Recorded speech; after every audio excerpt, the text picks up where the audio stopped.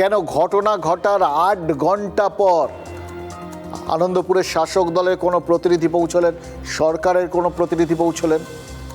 প্রথম কে গেলেন?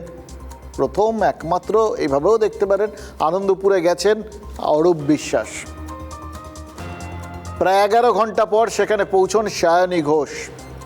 যে কোনো রাজ্যের যে কোনো জায়গায় যে কোনো কিছু ঘটলে সবার আগে ওই যেটা বলছিলাম, সব থেকে আগে পৌঁছে যান সব সময় মমতা বন্দ্যোপাধ্যায়।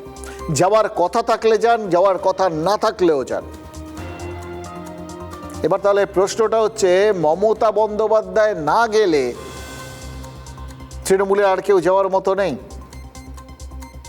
রাত 3টের সময় বা যদি ভোর 5টার সময়ও মমতা বন্দ্যোপাধ্যায় চলে যেতেন, তাহলে ওখানে কি পুরো মন্ত্রিসভার লাইন লেগে যেত? এটা হচ্ছে প্রথম প্রশ্ন।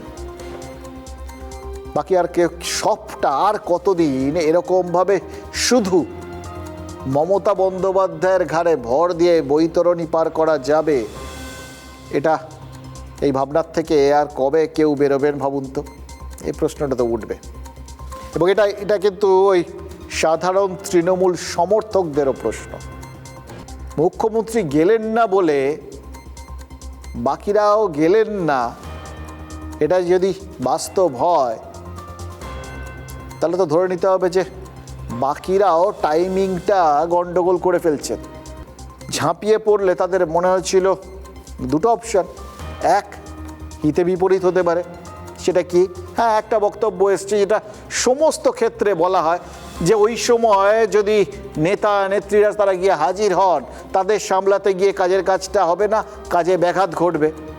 কোথাও গিয়েছি কারা ভেতরে ভেতরে এই তাগিদগুলোর মধ্যে সংশয়, ভয়, বা কোথাও গিয়ে সমালোচনার মুখে পড়তেও হবে কিনা, সেটাকে সামলানো যাবে কিনা, এই ধরনের কোনো আত্মবিশ্বাসের অভাব, এই সমস্তগুলো কাজ করছে। জাস্ট মনে হচ্ছে, মানে এই জন্য আপনাদের সামনে তুলে ধরছি। এইরকমই তো কিছু কিছু বিষয়ের সামনে আসে, নইলে আর কেন যাবেন না এরকম ভোটের আগে তো একটা প্রদীপ জ্বাললে, একটা বাজি ফুটলে সবাই ছুটে যায়। সেখানে এত বড় কাণ্ড হলো, এতগুলো পরিবার স্বজনহারা হলেন, কোনো কেউ গেলেন না। এইটা বুঝতে পারছি।